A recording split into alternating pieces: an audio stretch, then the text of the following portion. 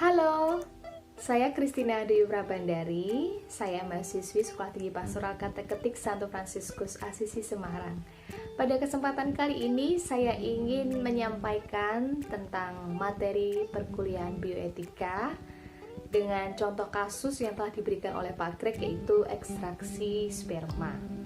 Di sini saya menyampaikan pendapat saya setelah saya mendengarkan penjelasan dari Pak Greg tentang materi bioetika yang berkaitan dengan ekstraksi sperma ini, dan juga tentang dokumen gereja yang sudah saya baca, meskipun antara jelas dan tidak jelas karena keterbatasan bahasa yang saya miliki.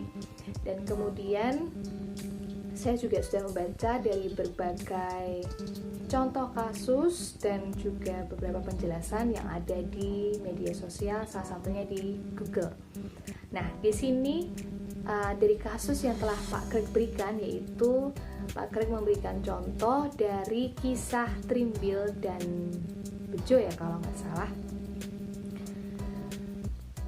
Saya merasa sangat tidak setuju nih dengan kedua pasangan ini, terutama dengan si Mbak Trimbil ini. Di kasus yang terakhir adalah ketika suaminya ini jatuh sakit karena kecelakaan dan divonis oleh dokter usianya tidak lama lagi, tinggal beberapa jam lagi akan meninggal. Terus Mbak Trimbilnya memiliki pemikiran ingin mengambil sperma yang ada pada suaminya dan meminta dokter untuk melakukan pembuahan di dalam rahimnya, sehingga dia ingin mengandung buah hati tanpa adanya hubungan suami istri atau hubungan seks, sehingga ketika suaminya meninggal, si Mbak Trimbil ini masih bisa melanjutkan keturunan, ya memang dari sperma suaminya sendiri. Kalaupun anak itu jadi adalah menjadi anak kandung gitu ya. Tapi di sini saya tidak setuju. Kenapa? Karena saya melihat bahwa seolah-olah martabat kehidupan pada hakikatnya sangat tidak dihargai gitu. Seolah-olah kedua pasangan ini melebihi Tuhan gitu. Ketika mereka memilih untuk menunda kehamilan, menunda datangnya keturunan karena ya memang ketidaksiapan mereka perihal perekonomian keluarga. Lalu setelah keputusan itu, keputusan yang mereka ingin menunda keturunan itu, tiba-tiba suatu musibah datang, dan seolah-olah si Mbak Trimbil ini sebagai tokoh yang wah, ini nggak bisa dibiarkan. Kalau suami saya mau meninggal, masa iya? Saya belum sempat nih merencanakan momongan, belum sempat merencanakan keturunan. Nggak mungkin dong kalau suami saya meninggal nanti terus saya nggak ada keturunan. Bolehlah kalau mengambil sperma dari suami saya, lalu saya masukkan ke dalam rahim saya, kemudian saya mengandung keturunan kami berdua gitu. Meskipun nanti suami saya meninggal, saya masih bisa nih punya keturunan. Kalau dinalar aja secara sederhana itu, seolah-olah saya merasa tidak ada,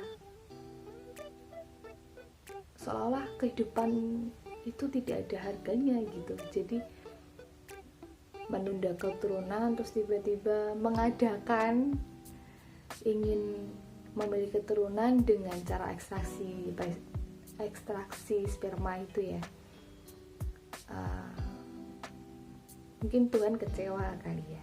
Ini mau main-main sepertinya. Alasan lain yang membuat saya semakin kuat terhadap pendapat saya atas ketidaksetujuan saya terhadap si Mbak Trimbil ini adalah dalam hukum perkawinan Gereja Katolik, pasangan Katolik yang telah menikah secara Katolik wajib harus mutlak menjalankan kehidupan mereka sesuai dengan ajaran gereja, terutama ajaran Tuhan Yesus sendiri gitu. Nah, dalam hal ekstraksi sperma ini, saya rasa jika tidak ada kesepakatan dari kedua belah pihak, dalam artian di sini kan kasusnya si Mbak Trinbil ini memberi keputusan sepihak karena suaminya juga sedang jatuh sakit dan mungkin tidak sadarkan diri, kemudian si Mbak Trinbil ini mengambil keputusan untuk mengekstraksi sperma sang suami. Di sini saya melihat bahwa adanya sikap amoral yang dilakukan oleh Mbak Trinbil. Sebaiknya Mbak Trinbil lebih fokus terhadap kesehatan ataupun mungkin keselamatan dari suaminya. Kalaupun teknis ekstraksi sperma itu berlangsung dan kemudian dokter berhasil membuat sperma berhasil membuahi sel telur pada rahim Bu Trinbil ini, yang saya takutkan adalah sperma dari sang suami ini kan tidak diketahui sehat atau tidaknya, karena posisi ketika mengambil sperma sang suami adalah kondisi suami yang sedang jatuh sakit, jadi tidak tahu sperma yang diambil itu betul-betul sehat, betul-betul dalam keadaan yang memang nantinya akan membuahkan, membenihkan janin yang sehat pula gitu. Saya takutnya ketika bayi itu sudah berhasil terbentuk di dalam rahim dan kemudian berhasil lahir, apakah ia benar-benar sehat? Ataukah nanti justru akan menjadi masalah lain dengan adanya,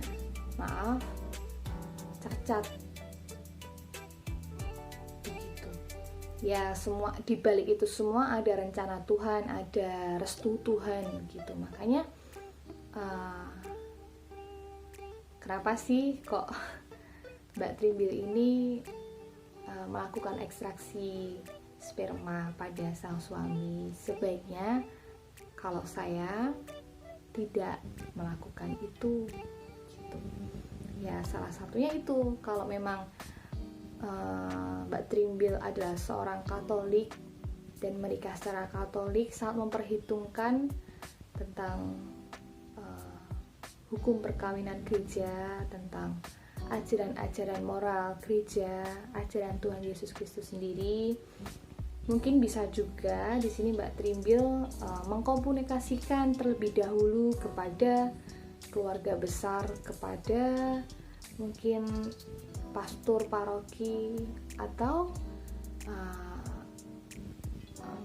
pastoral care, bisa juga untuk memberikan saran dan masukan yang mungkin bisa diambil selain melakukan ekstraksi sperma ini.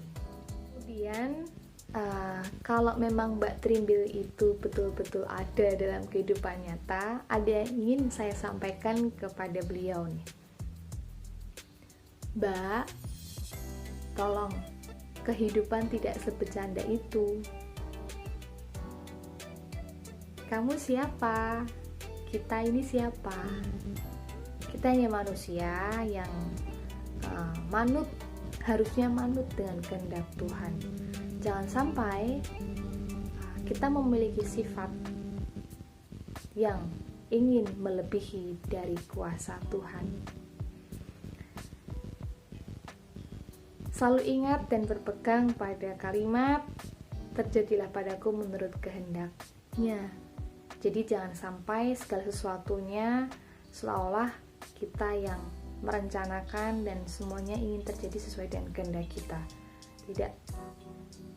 kita masih memiliki Tuhan yang maha segalanya. Dan saya harap jangan sampai kita melebihi dari kuasa Tuhan. Gitu. Kurang lebihnya sebetulnya susah gampang ya untuk memberi pendapat tentang hal ini. Saya juga masih bingung bagaimana mengutarakan pendapat. Saya bisa mengatakan tidak setuju, tapi untuk menyampaikan alasan dibalik ketidaksetujuan itu susah. Begitu yang dapat saya sampaikan, Pak Greg. Terima kasih, semoga bisa menjadi koreksi bagi saya kalau ada kesalahan dan saya bisa belajar dari. Terima kasih, berkah dalam.